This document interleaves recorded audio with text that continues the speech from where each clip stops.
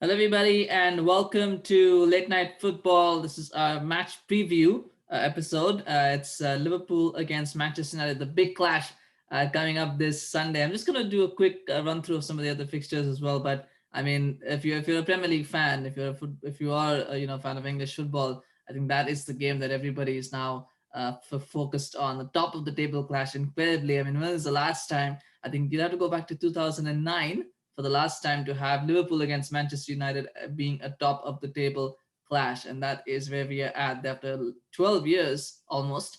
We're gonna get that again. This one, there's Manchester United, Liverpool against Manchester United at Anfield. And it's interesting. It's interesting how when you contrast the two teams, you've got Liverpool, who are the champions of England, possibly the best team in England right now, maybe second best. If I think Manchester City right now probably on current form are the best team in England, but the best team in England over the last 2 or 3 years, you'd say Liverpool, and then you got Man United, serial underachievers for what 8 years.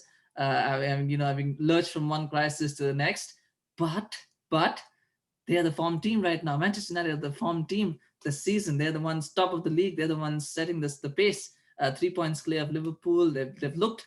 They've not looked very good, to be honest, in the last 2 or 3 games. They haven't, but they've still managed to find a way to win games, even when they haven't played well. I mean, there's a myriad of issues, but I mean, it's just incredible, this game, isn't it? It's just incredible. And you almost with United, you almost feel with this game especially, you feel like there's a shoe is about to drop, maybe, and you're just waiting for one shoe to drop and the other. And will this be the game where the shoe drops? I don't know. It's difficult to predict, but I mean, it's a contrasting future. But we'll talk about the previews. We'll talk about what to expect from this game and what I think we might see in this game. Again, it's not predictions. These are just this is just my analysis and my thought process, and not necessarily that Solskjaer or Klopp will be thinking that way, but we'll get into it. I think the most important thing, I think the most key defining factor is I hope finally, finally, I'm saying it 3 times, finally, and I just said that a fourth time, but I hope Ole Gunnar Solskjaer has learned from last week's defeat to Manchester City that he can't go into a big game with Harry Maguire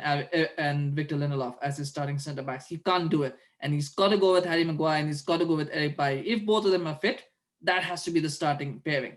I would even say that if for some reason Eric Bailly injures himself in training, or if he injures himself because he stepped on a ball in the wrong angle, I'd still go with Axel Tuanzebe ahead of Victor Lindelof, but it has to be Maguire and Bailly as a starting central defensive pairing. If he decides that I want to go with Maguire and Lindelof, he's lost the game right there. He's lost the game in selection as soon as he selects Maguire and Lindelof. So I hope he's learned that lesson, and I hope he's going to go with Maguire and Bailly. No reason to think that he won't. But sometimes you just don't really, I think, what the thought process is. It will be a big call to drop Lindelof, but it's got to be taken. I think he's got to take it for this one. So that's I think quite clear and cut there. That is the first point reference in terms of not losing this game. Is if he picks Lindelof and Maguire, he's pretty much he might as well just come out and say, you know what, take the defeat, like take the win, Liverpool. He might as well just say that, but that I think is one thing that's quite clear. I think what's going to be intriguing is how exactly do United line up, because we know Solskjaer has a tendency to go back five, and the only reason I could, he shouldn't, but the only reason I could see him going with a back five, with the back by the 5-2-3 or a 5-2-1-2, whatever you want to call it, is, and I can see the thought process there. I wouldn't do it, but the thought process would be that he would then have Telles, Shaw, and Rashford, presumably, as his three players that can double up on Salah and Alexander-Arnold on that right hand side. That might be the thinking, that he's going to have three defenders, and then conversely he'll have Robertson and Mane, again a 3v2, because he'll have Bailly and Van Bissaka and whoever plays, whether it's Cavani, Greenwood, or Martial, whoever it is who plays on that side, having those three there. But I mean, to be honest, I don't think that's a good idea. I think he's got to go with his best formation, which is a 4-2-3-1. He's got to pick the four in the middle in defense, and then go with McFred, and then he's got Pogba on the left, Rashford on the right, and Bruno, and I guess probably Cavani, because Martial is a doubt, but maybe Martial, but we'll see which two he selects. Maybe he goes with Martial, Cavani, and Rashford in this game as well. So whatever that is, but he's got to go with that one, because that's what has worked for him. 4-2-3-1 has worked for him up till now. So there's no reason and no point in changing that. He's got to stick with that formation, because I think that is the one that the players are comfortable with. It sends a good message as well. It sends a message that United are there to play, to try to win. Because as soon as you put a back five, it didn't work against Leipzig, and the reason why it didn't work is as soon as you put out a 5-2, with your 5 and your 2-7 defenders, what you essentially are telling the opposition is, we're here to try and keep a clean sheet. We're gonna, you've got to break us down. So they get the initiative immediately to try and attack, and then it just sends the wrong message. So you want to try and at least make the team think differently and play with the 4-2-3-1. So that is what I would go with, and I would keep that formation. The only thing that I probably might change, and I wouldn't change the personnel. I know some people will probably be like, let's put Donny in, but I don't think you can probably put Donny in this game. But the one thing that I would change is maybe, just maybe, I would consider putting Pogba on the right and play Rashford on the left. And the reason why I said that is because if you look at the 4-2-3-1 that Manchester United play, the thing is that about Manchester United playing the three is sometimes it becomes a diamond where it's like a 4-3-1-2. Sometimes it becomes a 4-2-2-2. So what happens is essentially is that Rashford veers from playing as a right winger and a striker and a second striker, or a right-sided striker, right winger or right-sided striker. Pogba alternates between playing as a left-sided central midfielder and a left winger, and then you've got Bruno playing as a number 10 or a right winger. I think what I would do is probably switch Pogba to the right.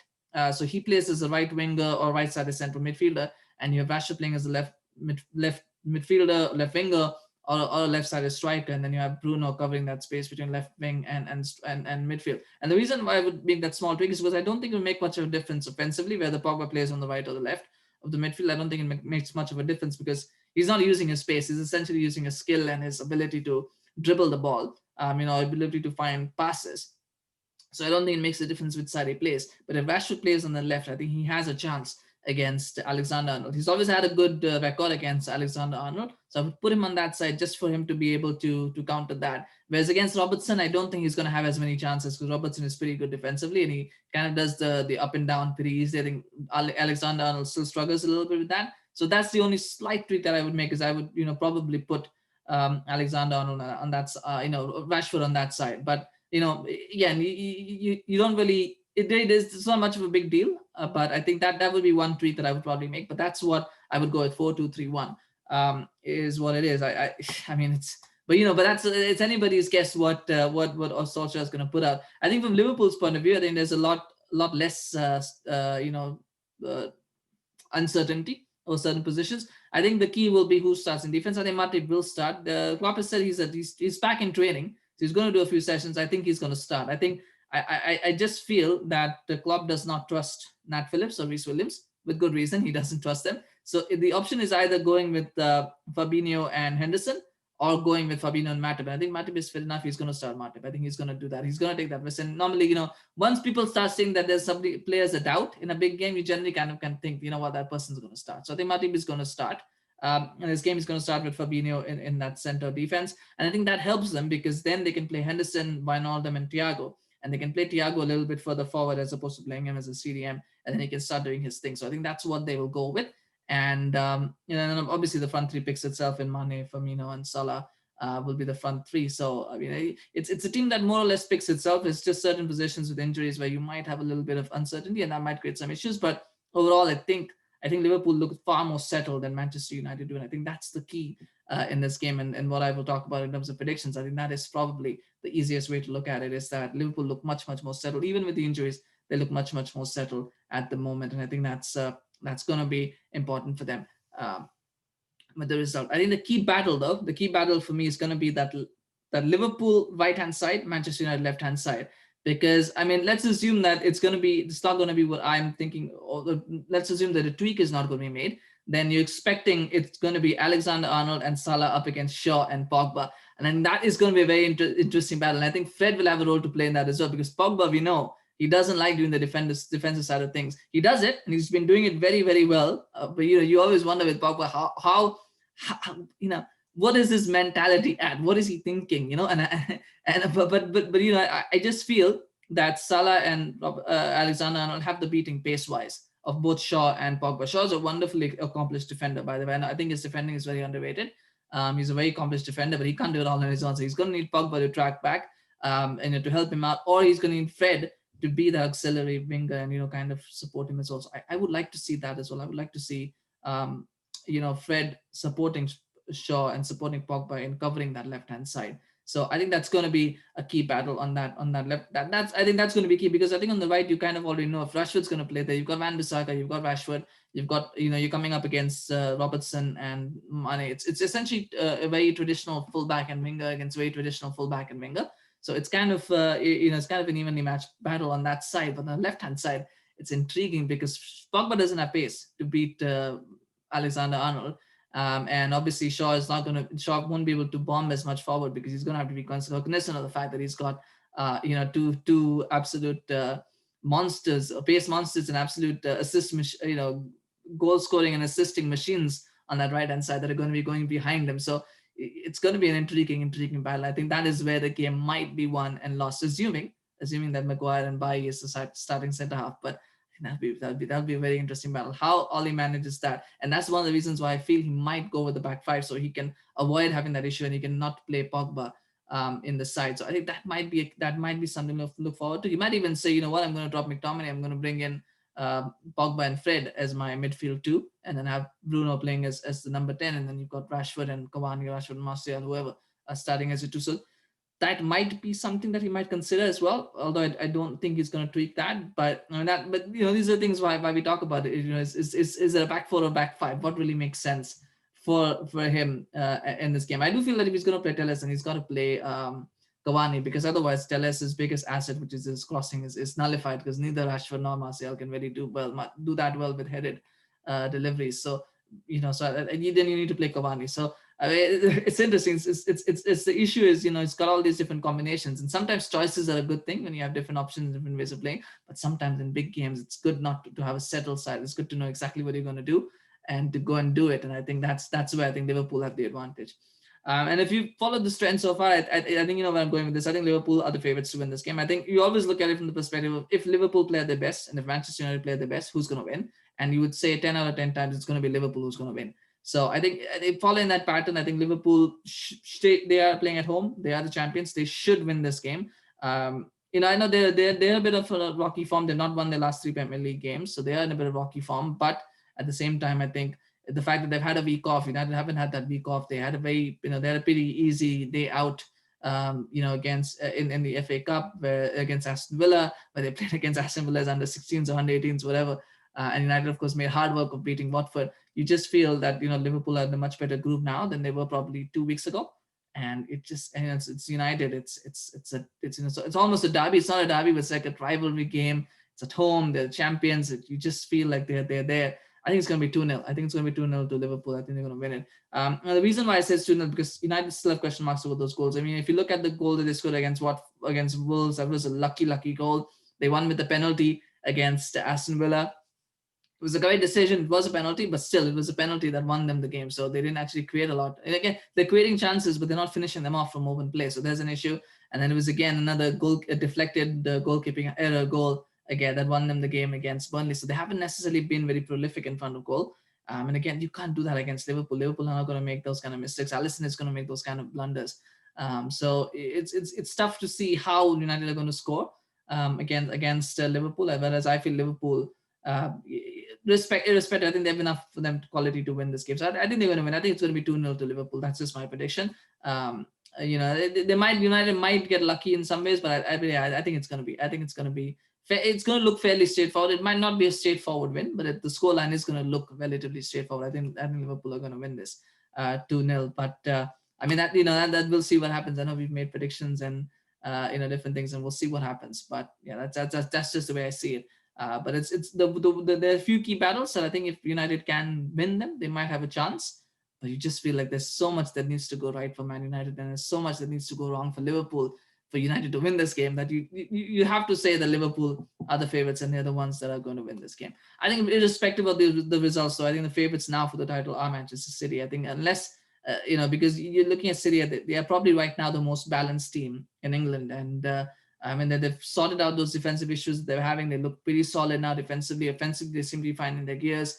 I think the change to the double pivot and number 10, something Pep has never done his entire career. He's never played with number 10 in his entire career. Now he's gone to that. He's doing that. And he's kind of tweaked it, and he's looking City look much more solid and much more reliable. And I mean, they're playing. They've got a pretty easy game coming up. They're playing Crystal Palace. I think that should be an easy win as well for them. I would say 3-0, 4-0. I mean, Crystal Palace team, they blew hot and cold. They can, come out and they can, hold Arsenal to a 0-0 draw at the Emirates, but then they can go to Liverpool and get smashed 7-0. So you don't know what you're going to get. I think this is going to be one of those games where I think they're just going to let the floodgates open. I think City are going to win this fairly easily.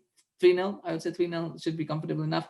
Arsenal are playing Newcastle, and while you might be tempted to say that Newcastle could get something, at the moment Bruce is under a lot of pressure. He's having fights with his players now, as a lot of the fans obviously are unhappy. So there's a lot of instability. I think Arsenal also should pull that one out. You'd expect a 2-0 win for Arsenal as well in that one. I can't see Newcastle scoring goals. That's the issue. I don't see Newcastle scoring goals. They might just get it back to the wall, draw, hold someone 0-0, but they just can't seem to score goals. So but I think Arsenal will. I think they should have enough to win that one. I think Sheffield United Tottenham is going to be interesting. Sheffield have finally won a game, but again, it came from a penalty. They seem very perfectly get in front of goal, so they are also struggling to score goals. It depends on how Mourinho lines up, but I think he's going to pull this one out. I think he's going to be a little bit more attacking. I think he's going to win this 2-0, maybe 2-1. I think I can see Sheffield scoring a goal, but I think Spurs will probably win this 2-1 in the end. I think they're going to learn. They're learning. They have to learn from their mistakes at some point. So they probably will be thinking that we need to learn from this, and maybe they'll pick up the win here. So I can see Spurs winning as well. And then Fulham Chelsea, I think, is the other game that's also worth keeping an eye on. But I think Chelsea will win. I think Fulham will. The draw that they played 2 games in 3 days. Now they've got to play 3 games in a week. They're not used to that. So I think they've got 2 good results. I think this is probably where they plateau and get a little bit after. I think Chelsea will probably win this. And they have now been in good form, Chelsea. They beat more camp. That will give them a bit of confidence. So I can see them as well winning. I think it's going to be a 3-1 win. You can't predict clean sheets with Chelsea, but you got to play them scoring 3 goals. So I think it's going to be 3-1 to Chelsea in that game. That's just again my prediction. And these are not, there's no must analysis for this. It's just my predictions. I think they're going to win as well. I think the intriguing game though is going to be Leicester against Southampton, two unlikely contenders for European spots. Different European spots. Southampton are more looking at the Europa League, probably Leicester looking more at the Champions League spots. But I think that's going to be interesting game. That is, I think, one game aside from the Liverpool Man United game that I think will be very, very interesting to watch. And we'll keep an eye on that one as well and see what the score line is. I can't predict anything. Maybe it might be a 2-2 draw. It might be a 3-2 win for one of the teams. I don't know. I'm not going to make a prediction for that, but that's going to be an intriguing game as well to watch. But anyway, those are my predictions. Let me know what you think in the comment section. Who do you think should start for Liverpool? Who do you think should start for Manchester United? Who do you think should not start? And what do you think is going to be the score? Let me know in the comment sections. Would love to hear that from you guys. Absolutely looking forward to the game, and we will have guests. Guests are coming back. The fans may not be back in the stadium, but we'll have guests for the match reactions for the Liverpool Man United game. We'll definitely have guests, at least one guest, or maybe 2 for that. So please stay tuned for that. And remember to like this video if you enjoyed it, and please do subscribe to my channel if you're new. We want to continue to produce great content for you, and your subscription helps in supporting that and helps me to keep producing these videos. So please do subscribe, and I will see you again very, very soon. We'll see you tomorrow with the Chelsea Fulham reaction game. So we'll be back for that one. But take care. Have a good day or night, whatever time you're watching this, and enjoy your weekend. Take care. Bye-bye.